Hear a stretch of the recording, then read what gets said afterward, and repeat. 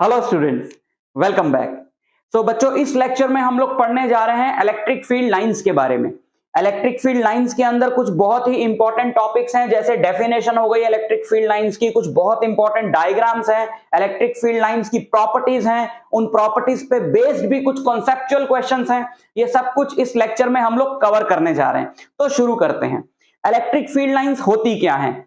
अब जैसे कोई भी फील्ड है, चाहे वो ग्रेविटेशनल फील्ड है, इलेक्ट्रिक फील्ड है, मैग्नेटिक फील्ड है, अब फील्ड दिखाई तो देती नहीं है। तो अगर हमें फील्ड को इमेजिन करना हो या फील्ड का कोई पैटर्न पेपर पे ड्रॉ करना हो, तो हमने एक तरीका निकाला है इलेक्ट्रिक फील्ड लाइंस का। इलेक्ट्रिक फील्ड लाइंस की पहली डेफिनेशन क्या है बच्चों, जरा ध्यान से समझना।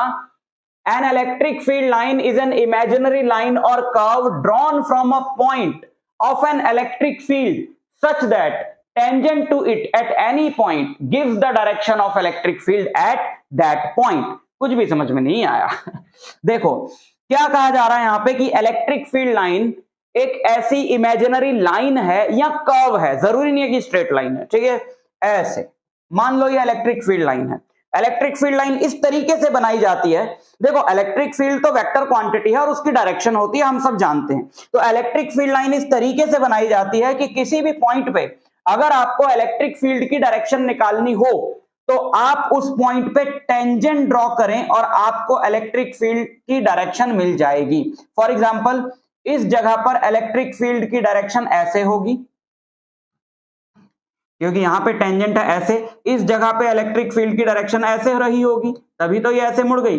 इस जगह पे इलेक्ट्रिक फील्ड की डायरेक्शन ऐसे रही होगी, तभी तो ये ऐसे मुड़ गई। और अगर इलेक्ट्रिक फील्ड की डायरेक्शन बदल ही नहीं रही है, इलेक्ट्रिक फील्ड बिल्कुल स्ट्रेट है, तो फिर सीधी सीधी लाइन बनेगी। और अगर इलेक्ट्रिक फील्ड की डायरेक्शन बदल रही है तो कर्व बनेगा। अब जैसे हो सकता है एक आपने रीजन में देखा और इलेक्ट्रिक फील्ड लाइन है ऐसे आपको दिखाई दी, इसका मतलब है कि इलेक्ट्रिक फील्ड जो है अपनी डायरेक्शन कुछ इस तरीके से बदल रही है। यहां पे इलेक्ट्रिक फील्ड की डायरेक्शन ये होगी और यहां पे इलेक्ट्रिक फील्ड की डायरेक्शन ये होगी और यहां पे इलेक्ट्रिक फील्ड की डायरेक्शन ये होगी एंड सो ऑन, ठीक है। सो उसके बेसिस पे ये डेफिनेशन बनी है। दूसरी डेफिनेशन क्या है इलेक्ट्रिक फील्ड लाइन की? ये भी बहुत लॉजिकल है। This is a path in an electric field along which an isolated positive charge moves if it is free to do so. देखो, जैसे ग्रेविटेशनल फील्ड है। अब ग्रेविटेशनल फील्ड में भी सपोज एक चीज है, इमेजिन करो ग्रेविटेशनल फील्ड लाइंस, और मैं आपको कुछ भी ना बताऊं उनके बारे में, जस्ट आपसे पूछ लूं कि इस जगह पर ग्रेविटेशनल फील्ड लाइंस किधर होंगी, तो आप में से मैक्सिमम बच्चे जवाब दे पाओगे कि ग्रेविटेशनल फील्ड लाइन ऐसे नीचे की तरफ होंगी, क्योंकि जब भी हम किसी ऑब्जेक्ट को छोड़ते हैं वो नीचे जाता है। इसका मतलब ग्रेविटेशनल फील्ड लाइन की डायरेक्शन ऐसे है। तो वो ग्रेविटेशनल फील्ड लाइन या ग्रेविटेशनल फील्ड की डायरेक्शन हमें कैसे पता चली? हमने इमेजिन किया कि अगर वहां पे एक ऑब्जेक्ट छोड़ते तो किधर जाता, और वही ग्रेविटेशनल फील्ड लाइन की डायरेक्शन हमने बना ली। अब यही आप सोचो कि एक इलेक्ट्रिक फील्ड में आप पॉजिटिव चार्ज को छोड़ोगे तो वो पॉजिटिव चार्ज किधर जाएगा, वही इलेक्ट्रिक फील्ड लाइन का पूरा पाथ है। So this is a path in an electric field along which an isolated positive charge moves if it is free to do so. अब जैसे आप अब इस ऑब्जेक्ट को पकड़ के ऐसे ले जा रहे हो और आप बोलो कि भैया ग्रेविटेशनल फील्ड में तो ऑब्जेक्ट ऐसे जा रहा है, तो ये हो गई ग्रेविटेशनल फील्ड लाइन। नहीं, ऑब्जेक्ट फ्री होना चाहिए अपना मोशन करने को, तो तब वो जिस डायरेक्शन में मोशन करेगा ग्रेविटेशनल फील्ड में, that is gravitational field line. इसी तरीके से एक पॉजिटिव चार्ज है बट वो बिल्कुल फ्रीली आप छोड़ दो इलेक्ट्रिक फील्ड में, तब वो जो पाथ फॉलो करेगा that path is called the electric field line. Electric field के कॉन्सेप्ट में हमने पढ़ा है कि एक इलेक्ट्रिक फील्ड की जो डायरेक्शन होती है वो पॉजिटिव टू नेगेटिव होती है, या फिर जहां पर भी हमें इलेक्ट्रिक फील्ड की डायरेक्शन ढूंढनी होती है, हम यही तो इमेजिन करते हैं कि वहां एक पॉजिटिव चार्ज होता तो किधर जाता। तो बस वही जो पाथ है वही इलेक्ट्रिक फील्ड लाइन है, जो पॉजिटिव चार्ज एक पाथ फॉलो करेगा, ठीक है। तो आपको डिफरेंट कॉन्फ़िगरेशंस के लिए अगर इलेक्ट्रिक फील्ड ड्रॉ करने को आता है किसी रीजन में, तो आपने जस्ट ये सोचना है कि अगर यहां पर एक आइसोलेटेड चार्ज होता पॉजिटिव तो वो किधर जाता, वो क्या पाथ फॉलो करता। फॉर एग्जाम्पल, सबसे पहले हम देखते हैं एक electric field line due to an isolated positive charge. एक आइसोलेटेड पॉजिटिव चार्ज यहां पर पड़ा हुआ है, उस पॉजिटिव चार्ज की वजह से इलेक्ट्रिक फील्ड लाइन किधर होंगी, ये पॉजिटिव चार्ज है। अब इसके अराउंड आपने इलेक्ट्रिक फील्ड लाइंस का पैटर्न ड्रॉ करना है। तो आप इमेजिन करो कि यहां पर अगर एक पॉजिटिव चार्ज होता तो किधर जाता, ऑब्वियसली वो इससे रिपेल होता। तो अगर यहां आप एक पॉजिटिव चार्ज रखते तो वो इधर जाता, यहां आप एक पॉजिटिव चार्ज रखते वो इधर जाता, यहां एक पॉजिटिव चार्ज रखते तो इधर जाता, मतलब कहीं भी रखते ऐसे दूर भागता इस वाले पॉजिटिव से। तो देखो इसके लिए इलेक्ट्रिक फील्ड लाइंस जो है ऐसे हो गई, है ना, स्ट्रेट लाइंस, बाहर की तरफ एरो बना देना। और अगर एक आइसोलेटेड नेगेटिव चार्ज हो, आइसोलेटेड नेगेटिव चार्ज की वजह से इलेक्ट्रिक फील्ड लाइंस कैसी बनेगी, अब इसके अराउंड अगर आप कहीं पर भी एक पॉजिटिव चार्ज रखोगे तो वो तो इसकी तरफ आएगा, अट्रैक्ट होगा। तो आइसोलेटेड नेगेटिव चार्ज की वजह से बिल्कुल वही पैटर्न बनेगा इलेक्ट्रिक फील्ड लाइंस का, बस एरो जो है वो आपने नेगेटिव चार्ज की तरफ लगाना है। ठीक, दो इक्वल चार्जेस हैं अगर, तो उनके लिए इलेक्ट्रिक फील्ड लाइंस का पैटर्न कैसे बनेगा। यहां पे हमारे पास दो इक्वल नेगेटिव चार्जेस हैं। अब आप सोचो कि इसके अराउंड अगर मुझे इलेक्ट्रिक फील्ड लाइंस का पैटर्न बनाना होता तो कैसे बनता। तो आप सोचो कि यहां पर कहीं पर भी एक आइसोलेटेड पॉजिटिव चार्ज रखा है तो वो क्या पाथ फॉलो करेगा। जैसे यहां पर मैंने एक आइसोलेटेड पॉजिटिव चार्ज रखा, तो वो पॉजिटिव चार्ज क्या करेगा, वो पॉजिटिव चार्ज इस नेगेटिव की तरफ अट्रैक्ट होकर आएगा, उससे भी अट्रैक्ट होगा, लेकिन अगर वो हाफ रीजन के इस तरफ होगा तो ज्यादा अट्रैक्शन इसकी होगी। तो वो पॉजिटिव चार्ज यहां पे मैंने रखा ऐसे इसकी तरफ खींचा चला आएगा, या यहां रखा ऐसे खींचा चला आएगा, या फिर थोड़ा इस तरफ रखा है तो ऐसे खींचा चला आएगा लेकिन इसकी तरफ। तो उसी के बेसिस पे हमने इलेक्ट्रिक फील्ड लाइंस का पैटर्न ड्रॉ कर दिया, बिल्कुल ये जो आप देख रहे हो।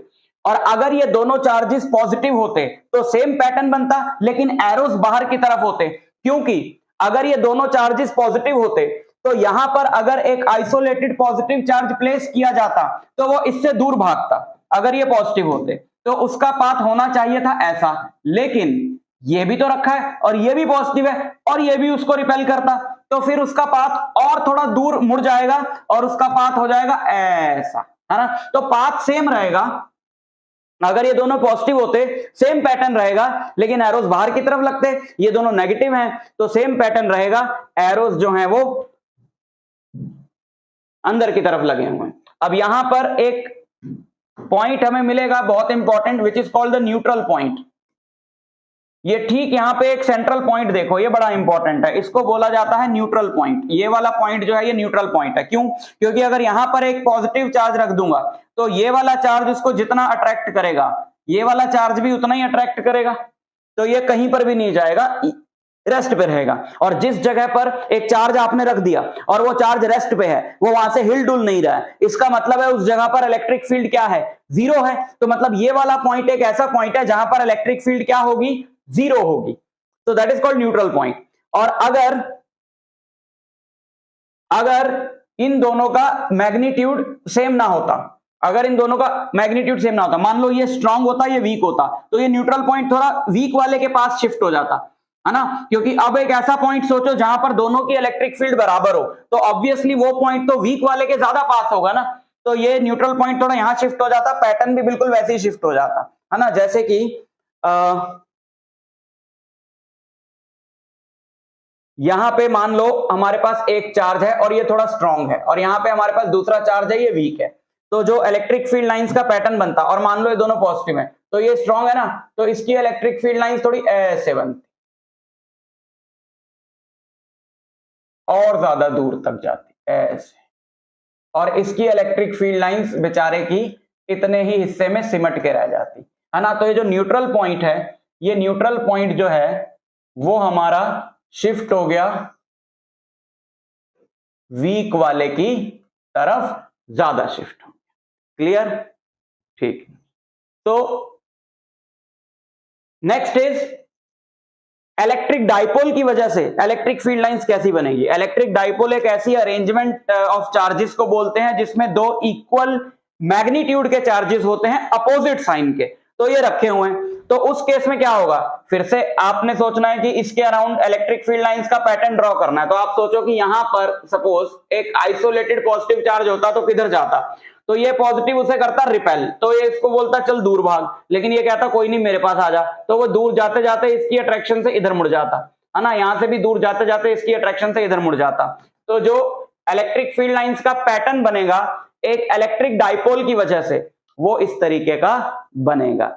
ठीक है, यूनिफॉर्म इलेक्ट्रिक फील्ड अगर आपको दिखानी हो, यूनिफॉर्म इलेक्ट्रिक फील्ड मतलब एक ऐसी इलेक्ट्रिक फील्ड जिसका ना मैग्नीट्यूड चेंज हो रहा है ना डायरेक्शन चेंज हो रही है, तो आप इक्वी डिस्टेंट पैरेलल लाइंस दिखाओगे। This is the uniform electric field. अभी हम आगे इलेक्ट्रिक फील्ड लाइंस की प्रॉपर्टीज में पढ़ेंगे कि इलेक्ट्रिक फील्ड लाइंस के गैप से ये पता चलता है कि फील्ड कहां स्ट्रांग है कहां वीक है। जहां इलेक्ट्रिक फील्ड लाइंस पास पास होती हैं वहां फील्ड स्ट्रांग होती है, जहां इलेक्ट्रिक फील्ड लाइंस दूर दूर होती हैं वहां फील्ड वीक होती है। जैसे ऑब्वियसली चार्जेस के पास फील्ड स्ट्रांग होगी, दूर वीक होगी। तो आप देख रहे हो चार्जेस के जैसे जैसे पास आ रही है इलेक्ट्रिक फील्ड लाइंस, इनके बीच का गैप कम होता जा रहा है, और जैसे जैसे दूर जा रही है इलेक्ट्रिक फील्ड लाइंस, इनके बीच का गैप बढ़ता जा रहा है। आइसोलेटेड चार्जेस पे भी देखें तो यही है ना, ये जैसे जैसे दूर जा रही है इनके बीच का गैप बढ़ रहा है, जैसे जैसे पास हैं चार्ज के इनके बीच का गैप जो है वो घट रहा है। और अगर आप चार्ज का मैग्नीट्यूड बढ़ा दोगे तो number of electric field lines और बढ़ जाएंगी। अब मान लो ये चार्ज है Q, आपने इसको कर दिया 2Q, डबल कर दिया, तो फिर number of electric field lines भी क्या हो जाएंगी, डबल हो जाएंगी। ये ठीक है, ये 2Q की इलेक्ट्रिक फील्ड लाइंस होंगी, अंदर की तरफ एरो बना देना है।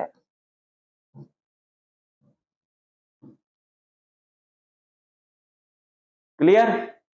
तो किसी भी केस में अगर आपको पैटर्न ड्रॉ करने को आएगा तो आपने ये सोचना है कि पॉजिटिव चार्ज होता तो किधर जाता। फॉर एग्जांपल ये क्वेश्चन आता है कई बार, जैसे यहां पर एक मेटल प्लेट है और इस मेटल प्लेट के सामने हमने एक पॉजिटिव चार्ज रख दिया Q, ठीक है। तो बोला है कि बताओ इस अरेंजमेंट के लिए इलेक्ट्रिक फील्ड लाइंस जो है वो कैसे बनेंगी।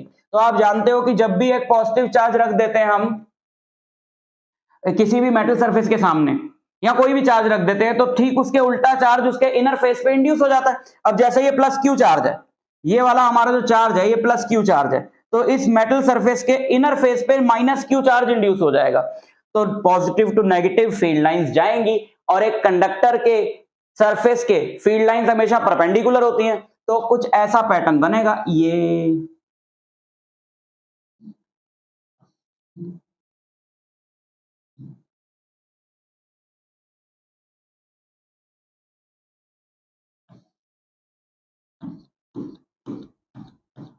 है ना, यहाँ पे नेगेटिव चार्ज इंड्यूस हो गया ना, यहाँ पे नेगेटिव चार्ज इंड्यूस, ठीक, इस तरीके से। क्लियर? अच्छा, properties of electric field lines. अब पढ़ते हैं इलेक्ट्रिक फील्ड लाइंस की कुछ इंपॉर्टेंट प्रॉपर्टीज।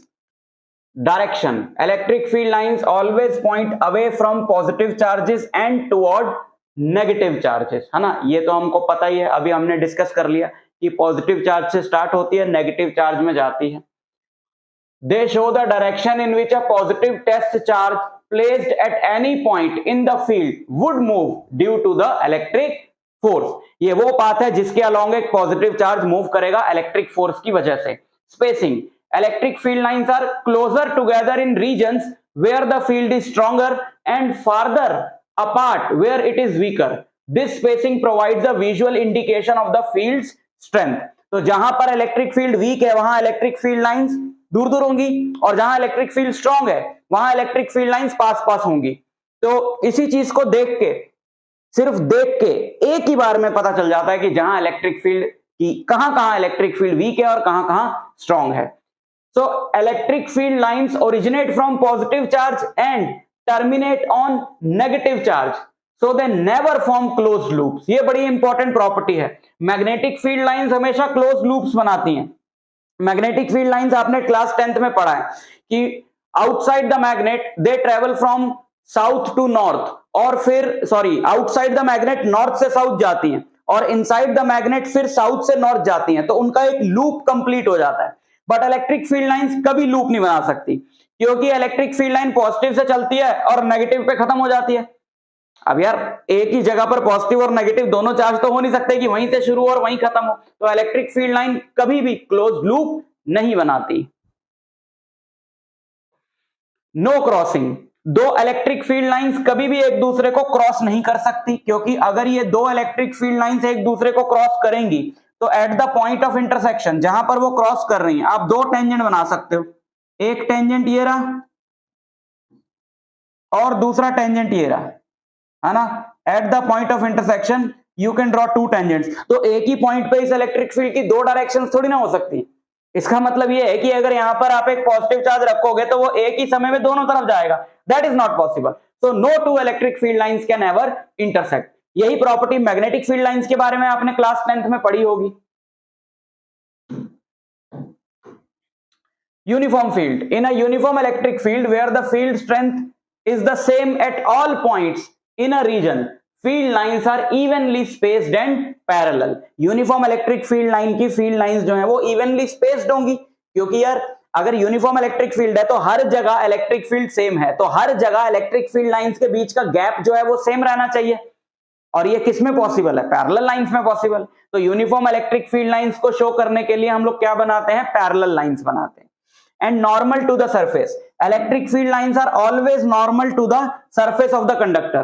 ये एक कंडक्टर है, ये एक कंडक्टर का सरफेस है, तो इलेक्ट्रिक फील्ड लाइंस इस कंडक्टर के सरफेस के हमेशा नॉर्मल होंगी। अगर ये कंडक्टर पॉजिटिवली चार्ज्ड है तो इलेक्ट्रिक फील्ड लाइंस बाहर निकलेंगी नॉर्मली, और अगर ये नेगेटिवली चार्ज्ड है तो इलेक्ट्रिक फील्ड लाइंस जो है वो अंदर जाएंगी, बट होंगी हमेशा नॉर्मल। रीजन क्या है? एक कंडक्टिंग सरफेस पे चार्ज कभी ट्रेवल नहीं करता। आप जितना भी चार्ज देते हो एक कंडक्टिंग सरफेस को, वो इमीडिएटली उस पे यूनिफॉर्मली डिस्ट्रीब्यूट हो जाता है। तो अगर इस सरफेस पे चार्ज ट्रेवल नहीं कर रहा तो इसका मतलब है सरफेस के अलोंग इलेक्ट्रिक फील्ड का कोई कंपोनेंट ही नहीं है, क्योंकि सरफेस के अलोंग अगर इलेक्ट्रिक फील्ड का कंपोनेंट होता तो भाई जिस तरफ इलेक्ट्रिक फील्ड है उधर तो चार्ज मूव करता ही करता है। तो मतलब सरफेस के अलोंग इलेक्ट्रिक फील्ड का कोई कंपोनेंट नहीं है। और एक वेक्टर का किस डायरेक्शन में कंपोनेंट नहीं होता? अपने से पैरेलल डायरेक्शन में, अपने से परपेंडिकुलर डायरेक्शन में, सॉरी। तो इसका मतलब है कि सारी की सारी जो इलेक्ट्रिक फील्ड लाइंस होंगी वो हमेशा सरफेस के परपेंडिकुलर होंगी, कंडक्टिंग सरफेस के, ताकि उनका कोई भी कंपोनेंट सरफेस के अलोंग ना हो। तो ये थी इलेक्ट्रिक फील्ड लाइंस और इसकी कुछ इंपॉर्टेंट प्रॉपर्टीज। मिलता हूं आपसे नेक्स्ट लेक्चर में, तब तक के लिए ऑल द वेरी बेस्ट।